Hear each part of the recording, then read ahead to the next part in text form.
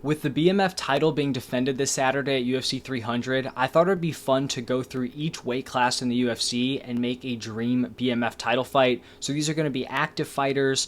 Some of these matchups have already happened before. It's just going to be picking the two fighters that I think encompass what a BMF truly is.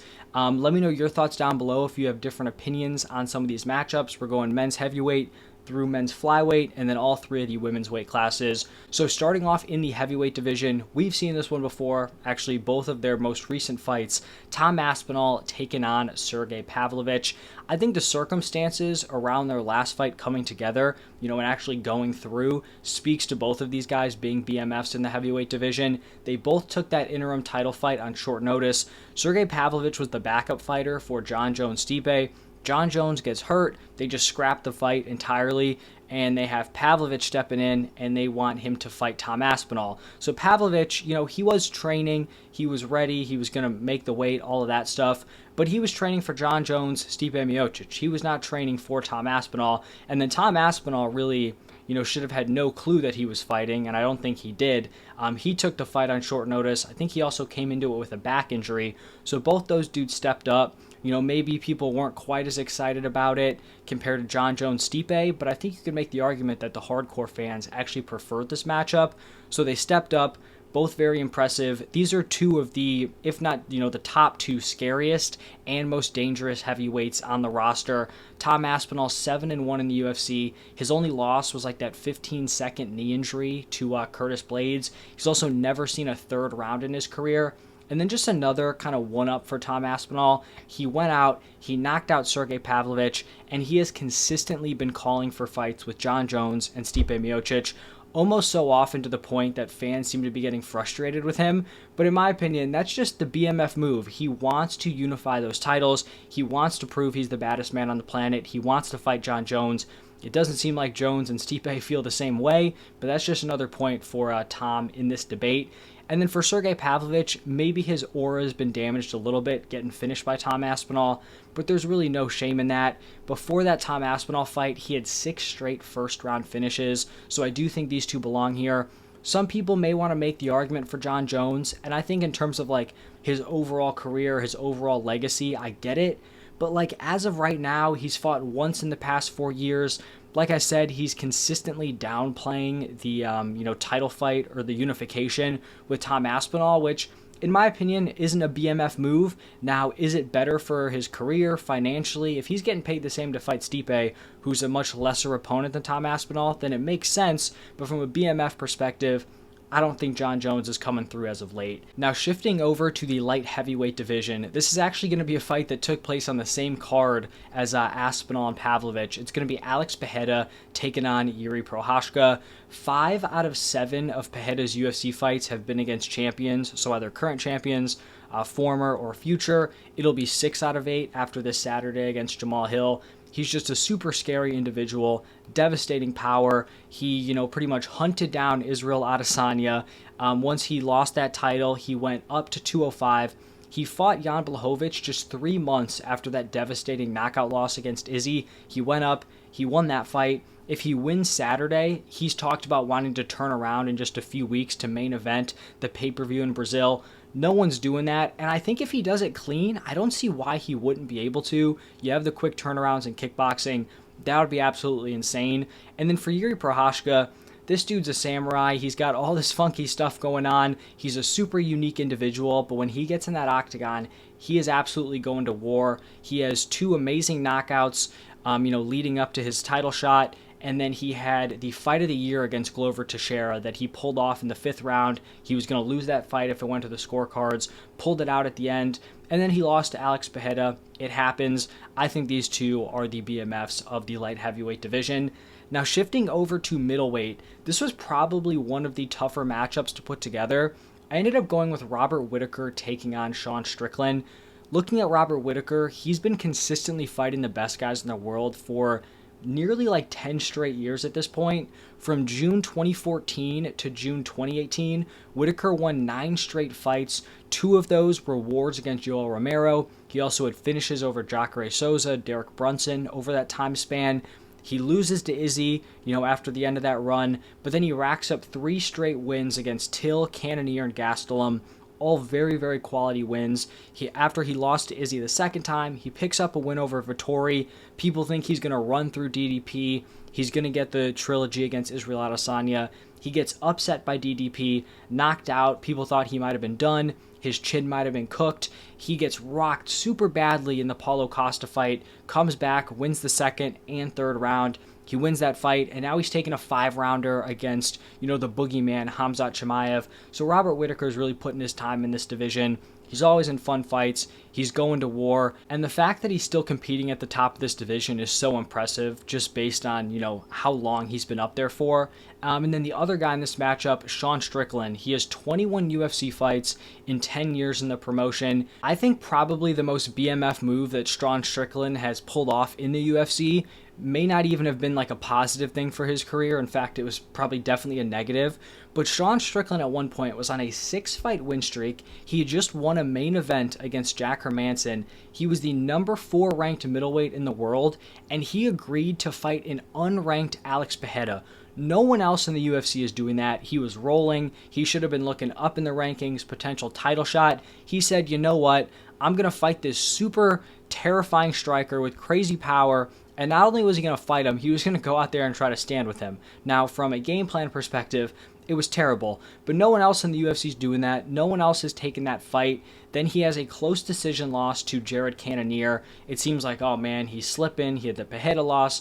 He was going from 6 in a row to now, a 2-fight losing streak. He takes a short notice fight less than a month after that Cannonier matchup on a few days' notice against Nasruddin Imavov, a very tough opponent. He wins that fight. Then he agrees to a main event against an unranked Abus Magomedov. No one is taking these fights, right? No one a month after a loss is taking a short notice fight on a few days' notice. No one's taking that Pereira fight.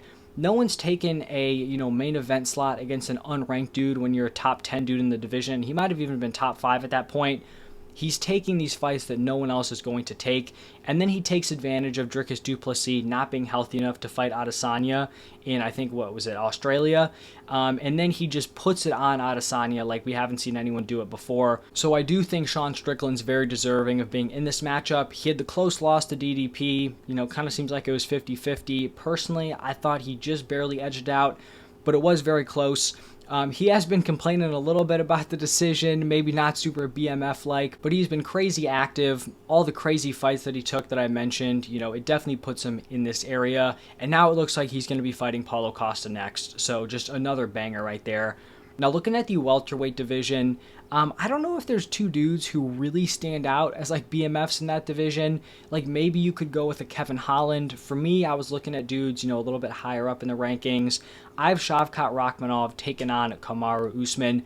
It is tough to deny Shavkat this spot here. He's 18-0 in his career, 6-0 in the UFC. The dude is a straight-up finisher. He's never been to a decision. He has 8 knockouts, 10 submission wins, which is just crazy, especially when he's fighting at the highest level now in the UFC. And then on the other side, Kamaru Usman, it seems like he's a lot more appreciated now than when he was the champion. From March of 2019 to November of 2021, he won 6 title fights. We had that run with Adesanya, Volkanovski, and Usman, where these dudes were just consistently super active as champions, which is something that's pretty rare, and we had all 3 of those dudes at the same time. I don't know if we fully recognized how positive that was, but looking back on it, definitely a very strong accomplishment for all 3 of those dudes. And then even though he suffered back-to-back losses to Leon Edwards, he still agreed to go up, fight at 185 against Khamzat Chimaev on 10 days' notice. Kamaru Usman's a BMF, and I'm glad he's kind of getting his flowers now, even if he's no longer the champion. Now, moving down to lightweight, we actually have the BMF title at lightweight with Justin Gaethje taking on Max Holloway, but Max Holloway is really a 145er, and I'm going to talk about him in a little bit. For the lightweight BMF matchup, we're just going to run back the one we saw Justin Gaethje win. So Justin Gaethje taking on Dustin Poirier. These dudes are 1-1. I think the UFC nailed it with that original matchup. I would watch these 2 dudes fight every single weekend. They're always in stand-up wars. The first one, I think went 4 rounds. Dustin Poirier found the finish. The second one looked like it was going to be one of these crazy long wars again. Justin Gaethje flatlines Dustin Poirier with a high kick in the second round. I also think the fact that these guys have turned back these young contenders even adds to this matchup, right? Justin Gaethje, we knew he turned back Rafael Fiziev, but then Dustin Poirier did the exact same thing with Benoit Saint-Denis. These dudes have been at the top for a very long time. They're always in fun fights. They're going to war. So this, to me, was a no-brainer here at lightweight. Now moving down to featherweight, we have already seen this fight 3 times, but if I was making a BMF fight in the featherweight division, it would have to be Max Holloway taking on Alexander Volkanovski. Both of these guys really embrace defending their belt as the champion. You know, typically you have the challengers chasing the champion. It seems like both Holloway and Volkanovski were like actively going out and chasing the challengers, which is very rare. For Volkanovski, I mean, the dude took the Islam Makhachev rematch on just over a week's notice. That on its own cements him as like an all-time BMF, and unfortunately it didn't work out, but very few people are doing that up a weight class against arguably the best pound-for-pound fighter in the UFC. And the other thing was, like, he would have gotten that opportunity again. If he didn't take that fight, he probably could have gotten it within the year, and he still went out there. He took that opportunity. For Max Holloway, he's a dude who could have waited for the Volk Topuria title shot. If Topuria won, he would have been lined up really nicely to get that title shot. Instead, he goes up to 155 to take the BMF title shot against Justin Gaethje. So these two very deserving of being BMFs of the featherweight division. Then looking at bantamweight, I'm going with Corey Sandhagen taking on Merab Dvalishvili. This is a fight that I would absolutely love to see in the future. I think at some point we're going to have to get it. Corey Sandhagen, starting off with him, he just has a crazy tough strength of schedule. He has finishes over Song Yadong, Frankie Edgar, Marlon Moraes, Mario Bautista. Also has decision wins over Chito Vera, Rob Font, Rafael Assunção, and John Lineker. This dude has absolutely zero quit. If you guys haven't seen it, you should look at Corey Sandhagen's fight early in his UFC career against Alcantara, where he gets put in like multiple arm bars. It looks like his arm is going to snap on a variety of different occasions, and he just doesn't tap. He gets out of it, ends up finishing him. He also took a short notice title fight against Petr Yan, looked good in the first round, took some damage later on, but had zero quit in him. And then after beating Song Yadong and Chito Vera, those 2 wins could have set him up for a title shot if the division wasn't clogged up. Sandhagen, instead of sitting around waiting or even waiting for like a number 1 contender fight, he agreed to fight all the way back in the rankings against Umar Nurmagomedov, the dude that seemingly a lot of people don't want to fight. And then when Umar Nurmagomedov pulled out, Corey Sandhagen already had an elbow injury. He still agreed to fight Rob Font on short notice to save that main event. And even after beating Rob Font, Corey Sandhagen is now still willing to fight Umar Nurmagomedov. No one else is doing that in the 135-pound division. And then for Merab, this dude's just a monster. He's on a 10-fight win streak. He has absolutely embarrassed Petr Yan and Henry Cejudo in back-to-back fights. He also weighed in as the backup fighter for the O'Malley-Cheeto fight just a few weeks after he had to make weight and beat Henry Cejudo. Merab's the man. This is the BMF title fight at 135. And then the final men's division here, flyweight. I'm going to go with Alexandre Pantoja taking on Brandon Royval. I excluded Moreno here because it seems like he's taken some time off. Not sure if he's going to be considered like an active fighter at this point. It seems like the fans have soured on Pantoja a little bit just after the most recent Royval fight. But in my opinion, like, he's consistently been a very fun fighter. Maybe that last fight wasn't amazing, but he has finishes in 6 of his 11 UFC wins. He personally does not get finished. He had the fight of the year just a fight before that against Brandon Moreno, and he's also been completely game to defend his belt against anyone. Most champs would not be defending their belt against like the number 10 guy in the world. They would say, oh, I've cleared out my division. I'm done here. I'm going up to 135. I want that double champ status.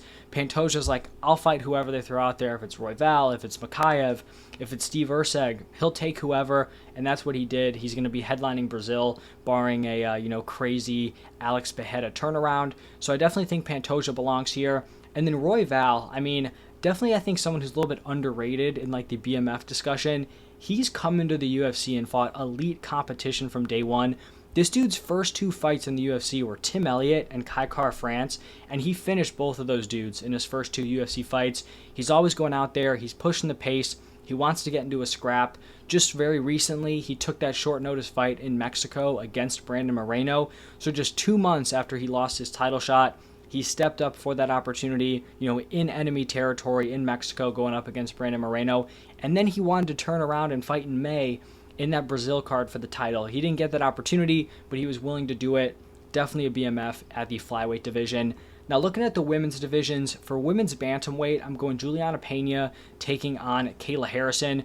There's really not a ton of great options here at the 135-pound division, so this one was pretty easy.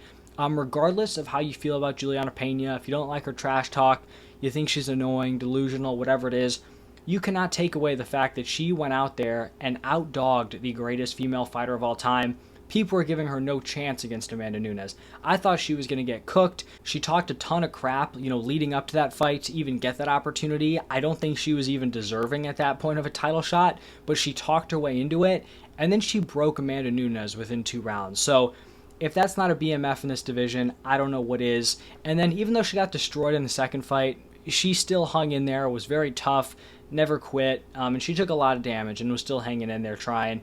So shout out Juliana Pena. And then Kayla Harrison hasn't fought in the UFC at the time that I'm posting this, but she's a beast. She just consistently dominates her opponents on the ground. I think when we get to see her using elbows, it's going to be even more impressive. Also just very, very active. Obviously, you kind of have to be in the PFL tournament, but she had 4 fights in 2019, 2021, and 2022. So that's very important. It probably would have been 2020 also if you didn't have COVID. And then she had contract stuff in 2023. So when she has the opportunity, she's going to be fighting very consistently. And then looking at the women's flyweight, I feel like we have to go with Valentina Shevchenko taking on Alexa Grasso. These women have put on back-to-back awesome fights. Could be the 2 best fights in this division all time, just with these 2 in their last 2. I think they're definitely going to run this one back a 3rd time. And if they were making a BMF belt, I think you could throw that on there. Prior to the Alexa Grasso loss, Shevchenko was on a 9-fight win streak. And before that, before going down to 125, she fought up at 135 because they didn't have a 125 division. She had wins over Holly Holm, Juliana Pena. She almost took the belt off Amanda Nunes with a split decision loss. So Valentina was fighting, pretty much out of her real weight class, still having a lot of success. And then for Alexa Grasso, since she moved up to flyweight, she's undefeated in 6 fights. The way she took the belt off Valentina with that, submission, she read the spinning back kick, took the back, locked up the submission. The visual of the, just pale around the chin of Valentina Shevchenko, crazy impressive. And then a super fun fight in the rematch. So I think that one was kind of a no-brainer at women's flyweight. And then women's strawweight here, I'm going to go with Zhang Wei Li taking on Jessica Andrade. This one was also pretty easy. For Wei Li, she's just fought top competition pretty much her entire UFC career. She has 10 total fights. The last 7 have been against Jessica Andrade, Joanna Jędrzejczyk, Rose Namajunas twice, Joanna Jędrzejczyk again, Carla Esparza, and Amanda Lemos. And then even before that, I think one of those was Tisha Torres, who's still a top 10 strawweight in the UFC. And then for Jessica Andrade, she entered the UFC in 2016. She has 26 UFC fights. She's averaging over 3 fights a year. It's not crazy to fight 4 times in a year. I mean, it's kind of rare, but to average over 3 fights a year over an 8-year span, that's absurd. She's been in 4 title fights. She's fought at 115, 125, and 135. Last year, she fought 5 times. She fought 5 times last year and lost 3 of them and was finished in all 3. That's crazy. When people are getting finished, they are not fighting that often. She won to start off the year, finished 3 straight times, came back with a great win over Mackenzie Dern, and she just goes out there. She's going to chuck bombs. She's kill or be killed. Very excited to see her fight this weekend against Marina Rodriguez. But that's going to wrap it up for my BMF title fight in every single weight class. How are you guys feeling? What fighters would just swap out in certain spots? Let me know down below. But thank you all for stopping by, and I'll see you in the next one.